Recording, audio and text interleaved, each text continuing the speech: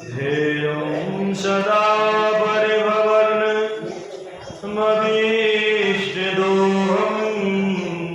तीर्थास्पदं शिवविरञ्चि नुतं शरणं हृद्यार्तिहन्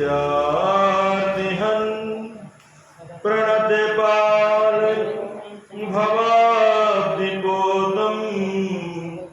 वन्दे महापुरुष ते चरणारविन्दम् वन्दे महापुरुष ते चरणारविन्दम् कर्पूरगौरं करुणावतारं संसारसारं भुजगेन्द्रहारं सदा वसन्तं हृदयारविन्दे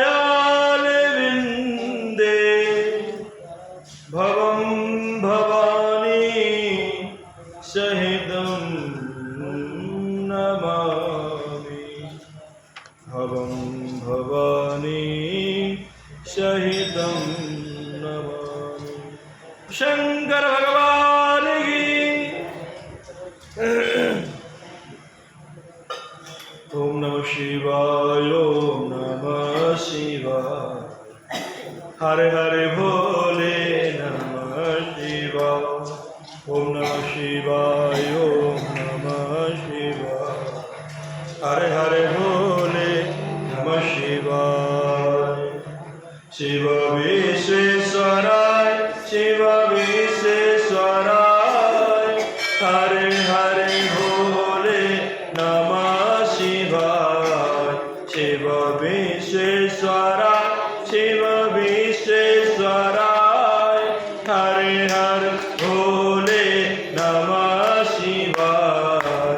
ओम नमः शिवाय ओम नमः शिवाय हरे हरे ओम नमः शिवाय ओम नमः शिवाय हरे हरे भोले नमः शिवाय। ओम नमः शिवाय ओम नमः शिवाय हरे हरे भोले नमः शिवाय। शिव भस्म रमाय शिव भस्म रमाय हरे हरे भोले नमः शिवाय। शिव भस्म रमाय शिव भस्म रमाय हरे हरे भोले नमः शिवाय। ओम नमः शिवाय ओम नमः शिवाय हरे हरे भोले नमः शिवाय। शिव भागंबराय शिव भागंबराय हरे हरे भोले नमः शिवाय। शिव भागंबराय शिव भागंबराय हरे हरे भोले नमः शिवाय। ओम नमः शिवाय ओम नमः शिवाय नमः शिवाय। शिव प्राणेश्वराय शिव प्राणेश्वराय हरे हरे भोले नमः शिवाय। शिव जगदीश्वराय शिव जगदीश्वराय हरे हरे भोले नमः शिवाय। ओम नमः शिवाय ओम नमः शिवाय हरे हरे भोले नमः शिवाय। शंकर भगवान की जय। शिव महापुराण की जय।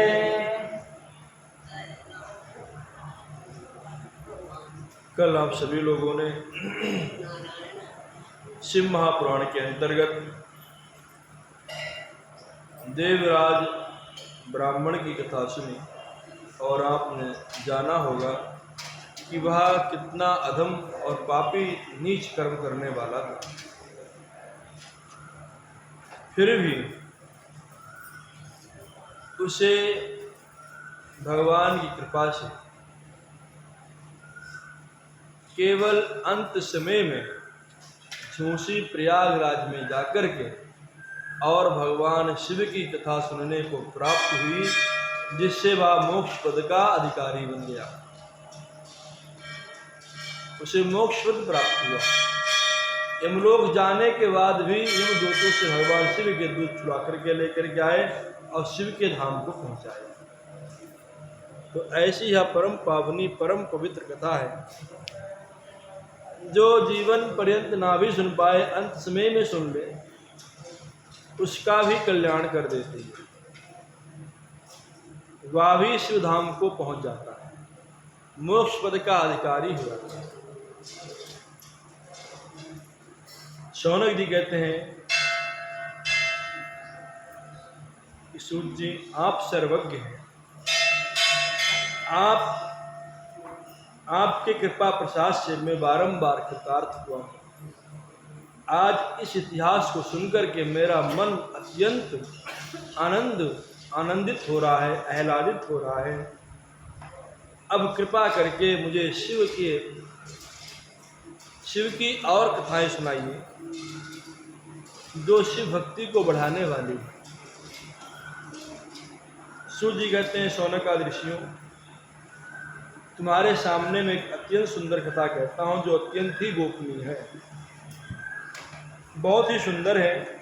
उस उपाख्यान को सुनने से भगवान शिव में भक्ति, प्रीति, प्रेम बढ़ता है और समस्त पापों से मुक्त होकर के शिव सायुज्य मुक्ति को प्राप्त होता है। एक समुद्र के किनारे बहुत ही सुंदर नगर बसा हुआ है, जिसका नाम है वास्कल। उस वास्कल नामक ग्राम में एक, वैसे तो वहाँ पर चारों वर्ण के लोग रहते हैं, ध्यान देना, वास्कल नामक ग्राम में चारों वर्ण के लोग रहते हैं, ब्राह्मण, क्षत्रिय, वैश्य, शूद्र, चारों वर्ण के लोग रहते हैं। लेकिन वहाँ के ब्राह्मण ही बहुत पतित थे, ध्यान देना। और जिस नगर के ब्राह्मण ही पतित हो, तो वहाँ पर और लोग क्या करते हैं। उसी नगर में एक महापापी ब्राह्मण रहता था। वैसे सभी ही मन के दूषित थे लोग, क्योंकि वहाँ का चाल चलन ही कुछ ऐसा था, पश्चिम सभ्यता जैसा, हमेशा भोग विलास में ही लगे रहते थे। वहाँ के लोग कुटिल प्रवृत्ति वाले थे, कामी थे, अवच्छ पदार्थों का सेवन करने वाले थे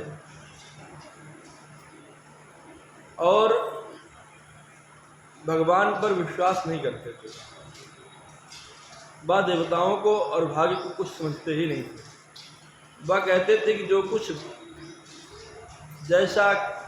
कुछ मिलना है वो कर्म के द्वारा ही मिलना है, तो सब कुछ कर्म को ही मानते थे और किसानी करते थे, खेती बाड़ी करने वाले थे। अपने साथ में अस्त्र शस्त्र रखते थे, व्यभिचारी थे, खल थे और ज्ञान, वैराग्य, सद्धर्म, अच्छे गुणों को वो मान्यता देते ही नहीं थे। पशु बुद्धि वाले थे। और जब वहाँ के ब्राह्मण इस प्रकार के हों तो अन्य वर्णों की क्या हालत थी वो तो प्रभु ही जाने। अर्थात वहाँ पर जितने भी लोग थे सब नीच कर्म करने वाले, भगवान पर कोई विश्वास करने वाला नहीं था।